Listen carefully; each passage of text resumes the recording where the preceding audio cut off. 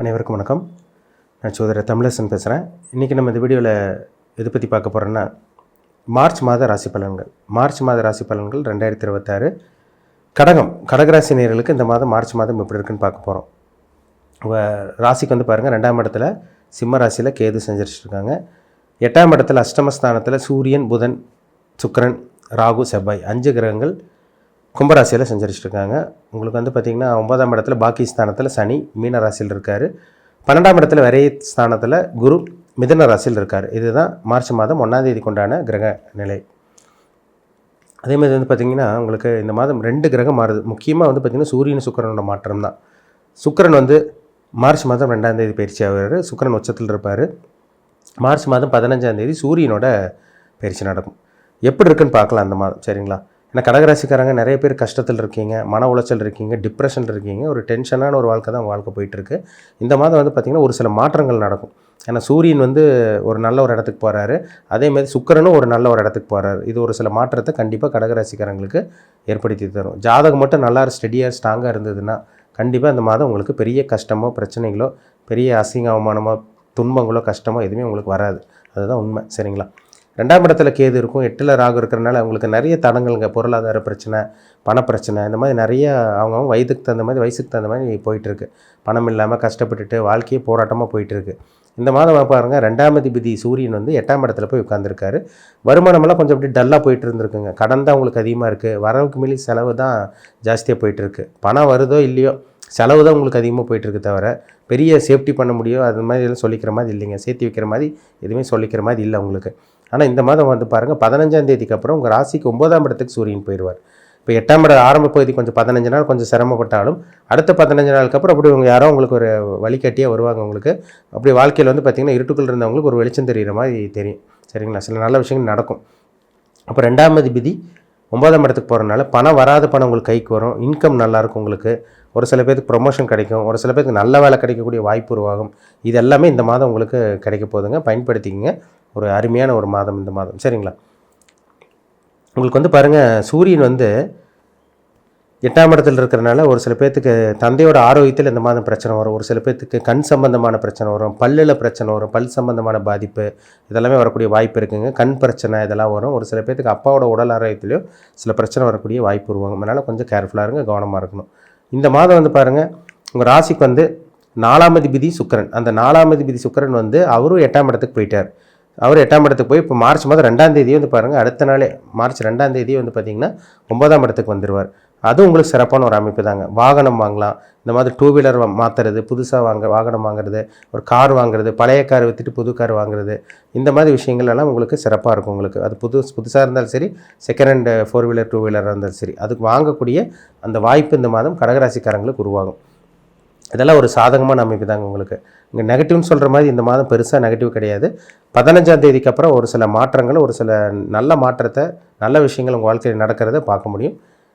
இப்போ மார்ச் 8ஆம் தேதி வந்து பாருங்கள், மார்ச் மாதம் பார்த்திங்கன்னா 8ஆம் தேதிக்கு அப்புறம் ஒரு சில சேஞ்சஸ் கிடைக்கும். ஏன்னா 2ஆம் தேதி உங்களுக்கு வந்து சுக்கிரன் வந்து உங்கள் ராசிக்கு வந்து பார்த்திங்கன்னா 9ஆம் இடத்துக்கு போயிடுவார். 8ஆம் இடத்துலேருந்து 9ஆம் இடத்துக்கு போயிடுவார். மார்ச் 8ஆம் தேதி அல்லது 10ஆம் தேதிக்கு அப்புறம் ஒரு சில மாற்றங்கள், அதாவது வந்து பார்த்திங்கன்னா இருட்டுக்குள்ள இருந்தீங்க ஓரளவுக்கு வெளிச்சத்தை பார்க்குற மாதிரி வரும். அது 15ஆம் தேதிக்கு அப்புறமெல்லாம் சூரியனோட பயிற்சி வரனால நிறைய சில மாற்றத்தை இந்த மாதம் நீங்கள் பார்க்க போகிறீங்க, சரிங்களா? மார்ச் மாதம் 26ஆம் தேதி மறுபடியும் சுக்கிரனோட பயிற்சி நடக்கும். அப்போ உங்கள் ராசிக்கு வந்து சுக்கிரன் வந்து டைரெக்டாக 10ஆம் இடத்துக்கே போயிடுவார். 4ஆம் இடத்தை பார்த்துருவார்.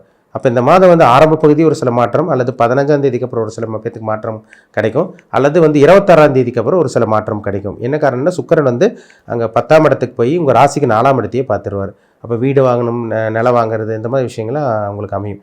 புதுசாக தான் 2 வீலர் 4 வீலர் வாங்கணும் கிடையாதுங்க. பழைய second hand used car 2 wheeler வாங்கினாலும் அதுவும் ஒரு நல்ல அமைப்பாக உங்களுக்கு வந்துடும்.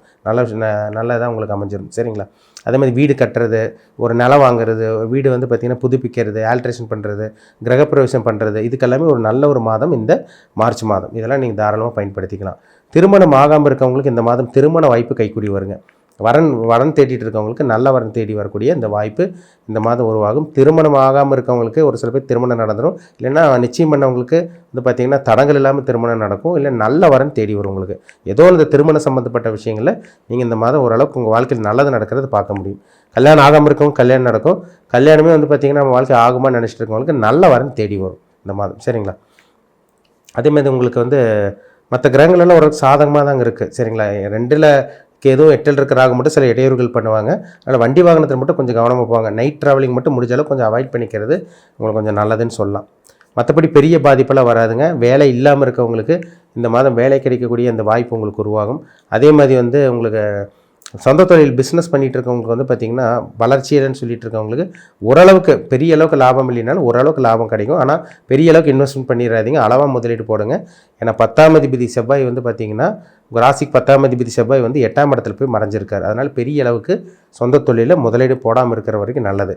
மற்றபடி வெளியூரில் வேலை கிடைக்கிறது, வெளிநாட்டில் வேலை கிடைக்கிறது, இந்த மாதிரி விஷயங்கள்லாம் உங்களுக்கு நடக்கும். ஏன்னா 8ஆம் இடத்துல குரு 8ஆம் இடத்தை குரு பார்க்குறாரு. 12ஆம் இடத்துல குரு இருந்து 8ஆம் இடத்தை பார்க்குறதும் 12ஆம் இடத்துல குரு இருக்கிறதும் இந்த வெளிநாட்டு பிரயாணம் உங்களுக்கு சக்ஸஸ் ஆயிடும்.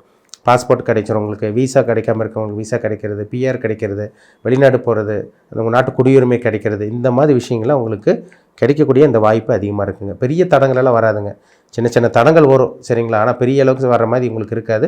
ஆரம்ப பகுதி கொஞ்சம் ஓரளவுக்கு இதாக இருக்கும். உங்களுக்கு முதல் வாரம் கழித்து ஒரு சில பேத்துக்கெல்லாம் பார்த்திங்கன்னா ஒரு சில மாற்றம் கிடைக்கும். ஒரு சில பேத்துக்கு 15ஆம் தேதிக்கு அப்புறம் ஒரு சில மாற்றங்கள் வரும். ஒரு சில பேர் 26ஆம் தேதிக்கு அப்புறம் ஒரு சில பேத்துக்கு இந்த மாதம் மாற்றம் நடக்கிறத பார்க்க முடியும். சரிங்களா? பெரிய கஷ்டங்களோ பெரிய துன்பங்களெல்லாம் உங்களுக்கு நடக்காதுங்க.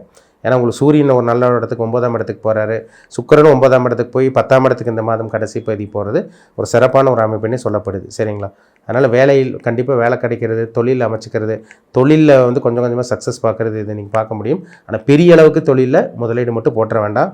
ஏன்னா வந்து செவ்வாய் வந்து 8ஆம் இடத்துல உட்காந்துருக்காரு, சில நஷ்டத்தையும் கொடுப்பாரு. பெரிய அளவுக்கு வந்து இன்வெஸ்ட்மெண்ட் பண்ணிட்டீங்கன்னா அது சில தோல்வி சந்திக்கும். அளவாக முதலீடு போட்டிங்கன்னா ஓரளவுக்கு கண்டிப்பாக ஓரளவுக்காச்சும் நல்ல ஒரு லாபத்தை நீங்கள் நிச்சயமாக பார்க்க முடியும். சரிங்களா?